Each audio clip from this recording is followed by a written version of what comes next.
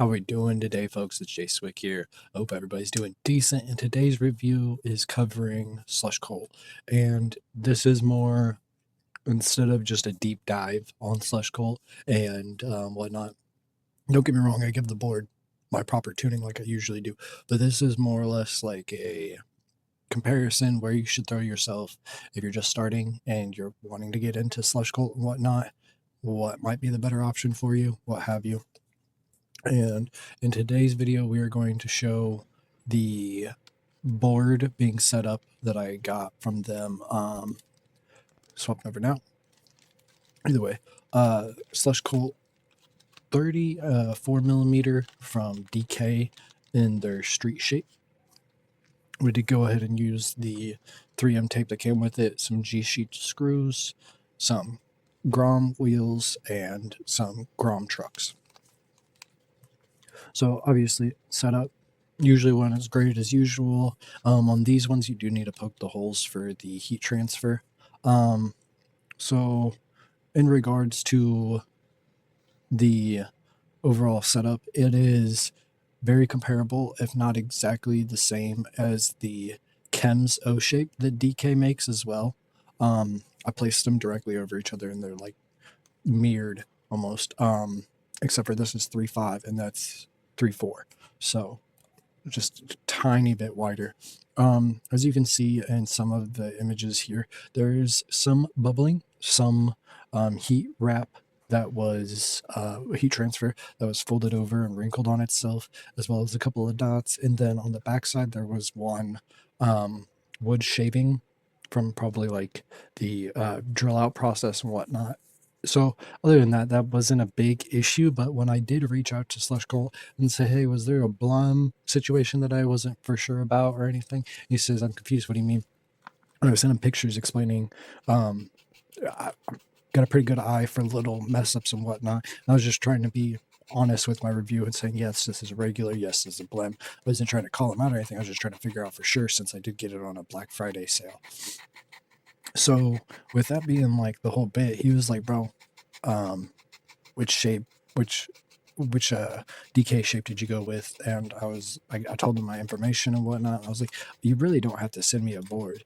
And he was like, no issues. We're crazy. Just everybody makes mistakes. I'm glad I could catch you and whatnot. Clay was very hospitable during this whole situation. Now, he sent me out a replacement board, and that will be the board that we are giving away coming up here very, very soon. I just got the magnets in, so I think I'm actually like ready to go through with the giveaway. So happy that we can do that. This is that tape. It came out pretty clean. I also did get a new filer, and that thing is like damn near perfect with its filing job. Doing a little bit off-screen filing here. Now, as far as the Groms go, because I have a Fraggle Rock Grom here that I got from my oldest child. So we did put better bushings on it, not needed. You can still rock the O-rings with the washers, and I'll get to that reasoning here in a second.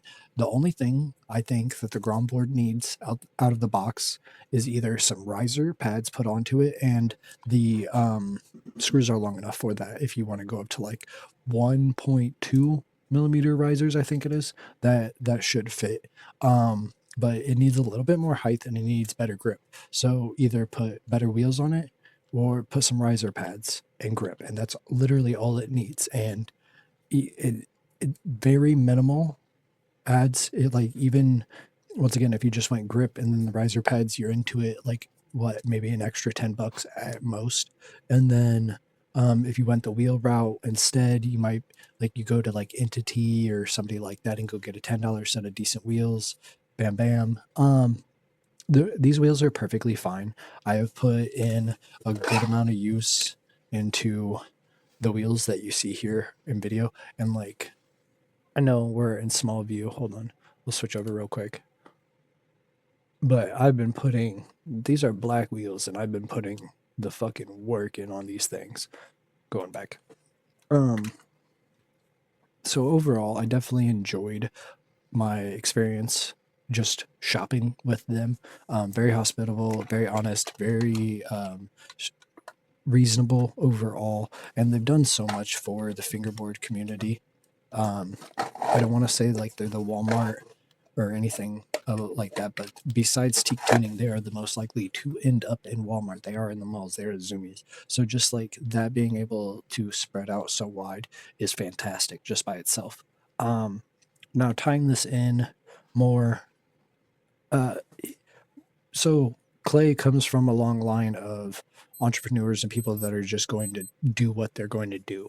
And I don't mean that in like a negative connotation or anything like that. What I mean is Clayton's grandfather, he's the one that designed the scissor lift. So the flat platform that goes up horizontally, his grandfather's the reason I use one, maybe every once a week, maybe multiple times, being a welder, getting up onto the high stuff.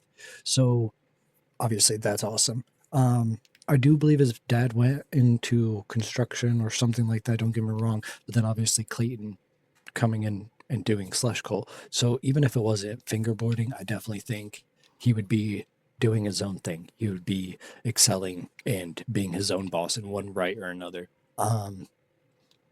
Very reasonable there.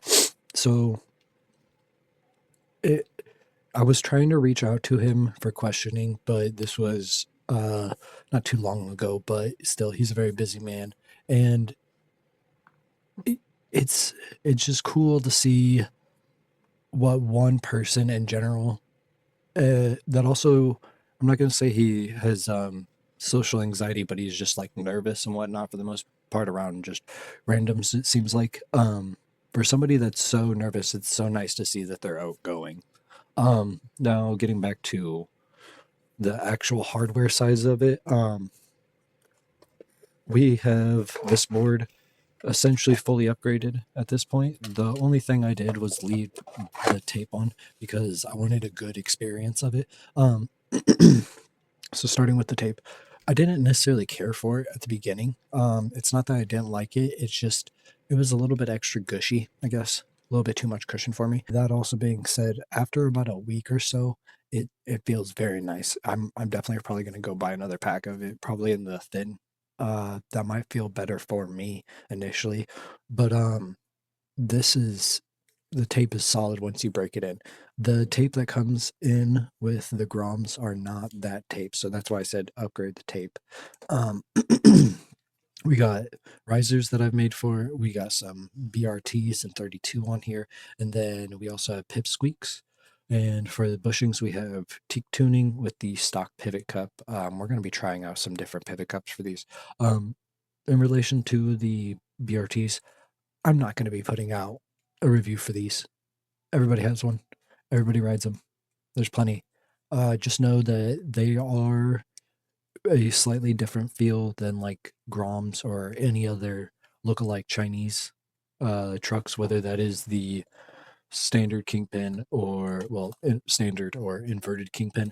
They feel, they have more weight to them. And then like overall, for the 3.0s, they have about the same thickness of base plate, I want to say, as the Groms. So the Groms probably have gotten an upgraded thickness and base plate, but the Chinese inverted trucks, the BRT ripoffs, do not. They still look like they're on the 2.0 base plate, so slightly thinner, easier to strip.